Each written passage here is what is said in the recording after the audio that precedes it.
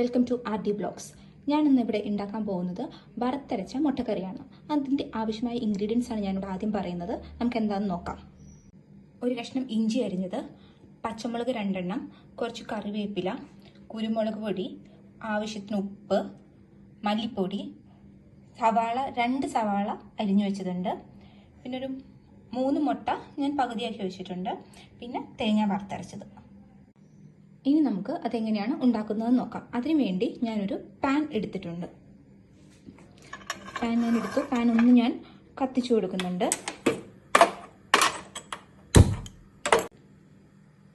Pan ഒന്ന് ചൂടായി വന്നതിന് ശേഷം നമ്മൾ കുറച്ച് വെളിച്ചെണ്ണ ഒഴിച്ചു കൊടുക്കുന്നുണ്ട്. ഇനി വെളിച്ചെണ്ണ ഒന്ന് ചൂടായതിനു ശേഷമാണ് നമ്മൾ ബാക്കിയുള്ള ഇൻഗ്രീഡിയൻസ് ഇട്ട് കൊടുക്കുക.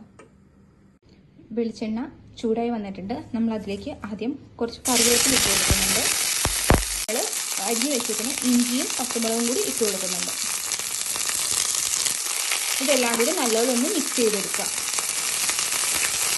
കറിവേപ്പിലയും പച്ചമുളകും ഇഞ്ചിയൊക്കെ ഒന്ന് ചെറുതായിട്ട് മൂത്ത് വരുമ്പോഴേക്കും നമ്മൾ അതിലേക്ക് സവാള ചേർത്ത് കൊടുക്കുന്നുണ്ട്. അതും ഒന്ന് നല്ലപോലെ മിക്സ് ചെയ്ത് നമ്മൾ വഴറ്റിയെടുക്കണം. ഒരു ബ്രൗൺ കളർ ആവുന്ന വരെ നമ്മൾ നല്ലപോലെ സവാള ഒന്ന് വഴറ്റിയെടുക്കണം. സവാള നല്ലപോലെ വഴറ്റി വന്നിട്ടുണ്ട്. ഇതിലേക്ക് നമ്മളിനി എടുത്തു വെച്ചിരിക്കുന്ന മല്ലിപ്പൊടി, കുരുമുളക് പൊടി, ഉപ്പ് ചേർത്ത് കൊടുക്കാം.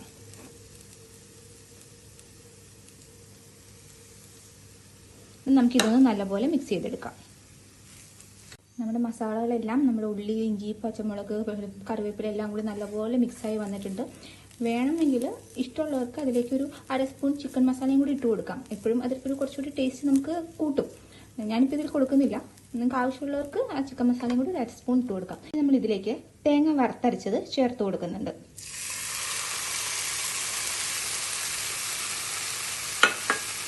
അതൊന്ന് നല്ലപോലെ യോജിപ്പിച്ചെടുക്കുക.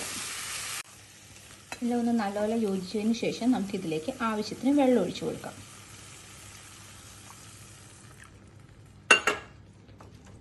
വെള്ളം ഒഴിച്ചു കൊടുത്തിട്ടുണ്ട്. ഇത് നമുക്കൊന്ന് തിളയ്ക്കാൻ വയ്ക്കാം. തിളച്ചതിന് ശേഷമാണ് നമ്മൾ മുട്ട ഇതിലേക്ക് ചേർത്ത് കൊടുക്കുക. അങ്ങനെ നമ്മുടെ ഗ്രേവി നല്ലപോലെ തിളച്ച് വന്നിട്ടുണ്ട്. നമ്മളിതിലേക്ക് മുട്ട ചേർത്ത് കൊടുക്കുന്നുണ്ട്. ഇനി ഇതൊന്ന് നമുക്കൊന്ന് മിക്സ് ചെയ്ത് കൊടുക്കാം. മിക്സ് ചെയ്തതിന് ശേഷം ഒരു 2 മിനിറ്റ് അടച്ചു വെച്ചൊന്ന് നമുക്ക് വേവിച്ചെടുക്കാം.